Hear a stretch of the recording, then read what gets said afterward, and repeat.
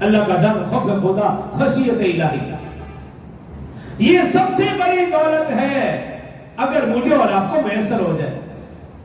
آج میرے اور آپ کے پاس ایمان تو ہے لیکن ایمان کی فکر نہیں، ایمان تو ہے لیکن ایمان کی حفاظت نہیں۔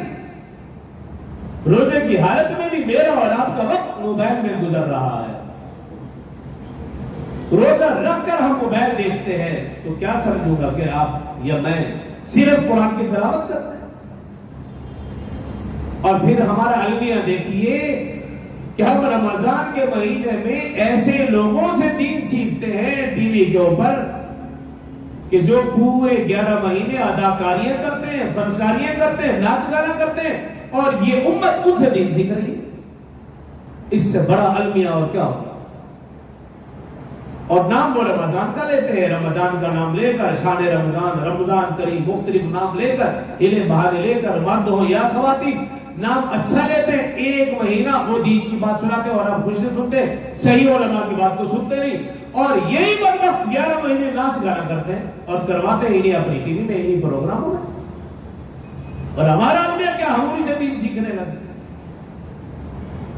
تو پھر یہی وجہ ہے نا کہ جب ہم ایسے لوگوں سے دین سیکھیں گے تو پھر ایسے لوگوں کا اثر ہمارے اوپر، ہماری اولاد کے اوپر پڑے گا، اور پھر وہ بھی بعد میں جا کر مرزا انجینئر جیسے لوگ پیدا ہوں گے، جوید غامدی جیسے لوگ پیدا ہوں گے، منکر حدیث، پھر اسی طرح کے لوگ پیدا ہوں گے۔ کچھ اور بھی ایسے بدبخت ہیں، داڑھی بھی رکھی ہے، ٹوپیاں بھی پہنتے ہیں، کوئی نہیں بھی پہنتے، اور ٹی وی پر آ کر ساحر ایک نام ہے پتہ نہیں، اسے بدبخت ہے، ایسی ایسی باتیں کریں گے آپ جیسے لوگوں کے، تو وہ پیروں مرشد بنے ہوئے ہیں، حقیقت میں وہ خود بھی گمراہ ہیں۔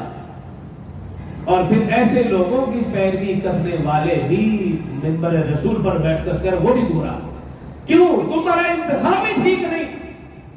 یہ منبر، یہ مسجد، یہ کس لیے ہے؟ یہ دین سیکھنے کے لیے ہے، دین کی صحیح بات سکھانے کے لیے ہے۔ یہ ٹی وی، یہ موبائل، یہ ڈرامہ، یہ چیزیں دین سیکھنے کے لیے نہیں ہے، یہ تو انجوائے کرنے کے لیے، یہ وقت پاس کرنے کے لیے، وقت ضائع کرنے کے لیے، گناہ کمانے کے لیے۔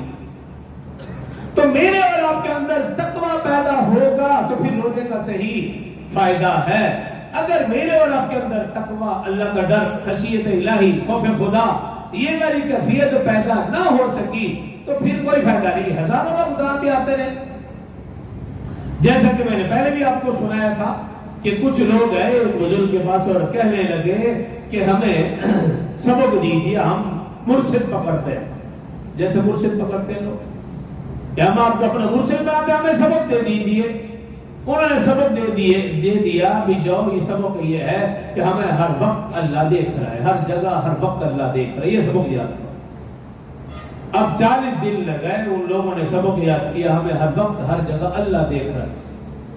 اب 40 دن کے بعد واپس آیا اور پیر و مرشد سے کہنے لگے کہ ہمیں سبق یاد، پکا؟ ہاں پکا یاد ہوگا، امتحان لے لو۔ اب ان بزرگوں نے ہر ایک کے ہاتھ میں چھری دی اور ایک کبوتر دیا بھی یہ لے جاؤ، ایسی جگہ ذبح کرو جہاں کوئی نہ دیکھ رہا۔ اب سارے بھاگے جا رہے، کوئی کمرے میں، کوئی دیوار کے پیچھے، کوئی غار کے اندر، کوئی پہاڑ کے پیچھے، کوئی درخت کے نیچے، جہاں جس کا داؤ لگا وہاں اس کو ذبح کر کے لے آیا۔ پوچھا جی ذبح کر رہا، کہاں؟ کمرے کے اندر، کوئی دیکھ رہا تھا نہیں۔ آپ بتاؤ جی میں غار کے اندر تھا، آپ بتاؤ میں دیوار کے پیچھے تھا، میں درخت کے نیچے تھا، کوئی نہیں دیکھ رہا تھا نہیں، صرف ایک آدمی ان میں سے ایسا تھا جو زندہ کبوتر لے آیا۔ اس سے پوچھا ہاں میں تمہیں کوئی جگہ نہیں ملی؟ کہا جگہ تو ملی مجھے، بہت جگہ ملی، لیکن میں جہاں بھی جاتا مجھے اور تو کوئی نہیں، مجھے میرا اللہ دیکھ رہا ہوتا تھا۔ فرمایا بھی تو پاس ہے، باقی سب فیل۔ تو اس نظریے سے میں اور آپ ہم سب فیل ہیں۔ کیوں؟ میرے اور آپ کے اندر جو سب سے خطرناک گناہ ہے تنہائی کا گناہ، وہ چھپا ہوا ہے۔ جب میں اور آپ تنہا بیٹھتے ہیں تو پھر گناہ پہ گناہ کیے جاتے ہیں۔ تو جب میں اور آپ تنہائی کے گناہ سے بچ جائیں گے تو پھر سمجھ لیجئے کہ میرے اور آپ کے اندر تقویٰ پیدا ہو چکا۔ اور جب تک میں اور آپ تنہائی کے گناہ سے نہ بچ سکے تو پھر سمجھ لیجئے کہ روزے کا صحیح فائدہ نہیں ہو رہا۔ اللہ مجھے اور آپ کو سمجھنے اور عمل کی توفیق دے۔